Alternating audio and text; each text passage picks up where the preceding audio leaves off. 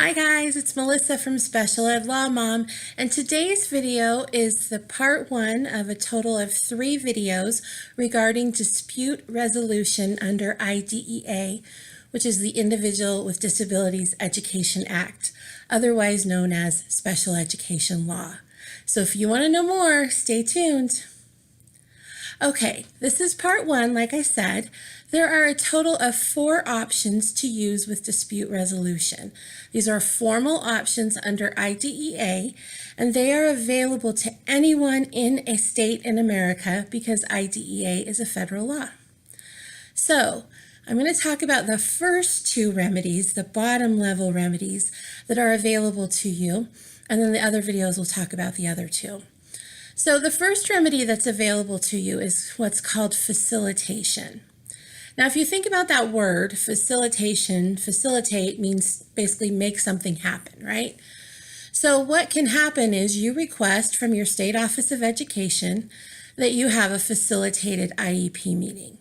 And they will send someone out that should have an understanding of IDEA to come to your meeting and to try to facilitate that meeting so that whatever you're stuck on that you can't agree upon, you can come to a general consensus with a little compromise here and a little compromise there to make it work so everybody can just move on. Sounds great, right?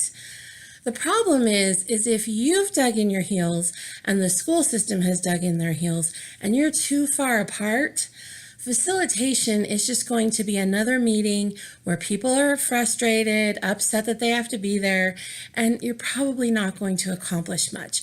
At least that has been my experience with it. The one cool thing about facilitation is that the facilitator usually takes notes.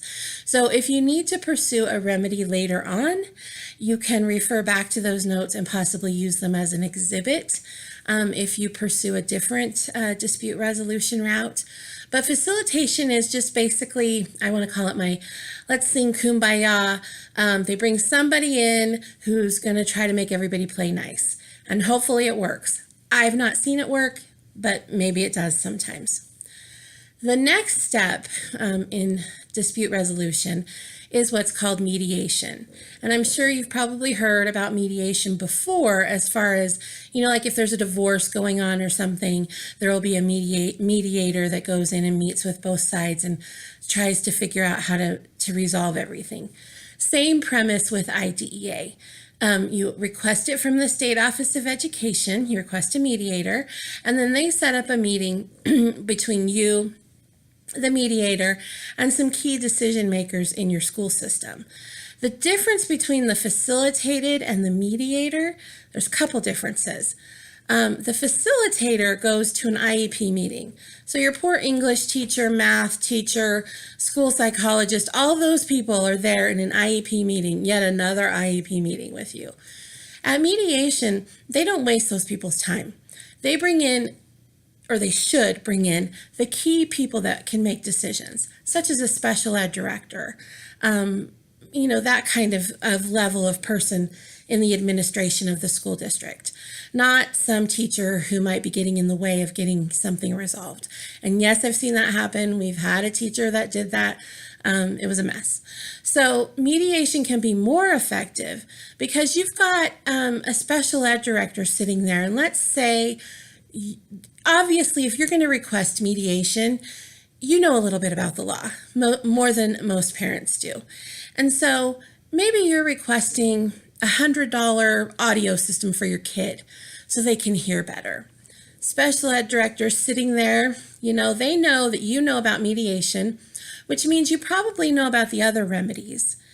And how much time are they going to actually invest fighting a $100 audio system for your kid? Do they want you to file a lawsuit? Do they want to spend 20 hours going back and forth on this? Or do they just want to shell out the $100 and be done with it? So mediation can be an effective tool. It's a I can't think of how to phrase it. It's a cost-effective way for a school system to try to resolve things. And a lot of times, the people that are at mediation making the decision maybe weren't there for the whole IEP process. And so once they get to mediation, they're like, why am I here? Let's just resolve this and be done. Now, of course, if you have a very adversarial relationship with your school system, mediation may not be effective. But that's why we're going to talk about the other two remedies that you have. So make sure to watch those. Make sure to watch my other videos below if you haven't. Lots of great stories, lots of things you can learn.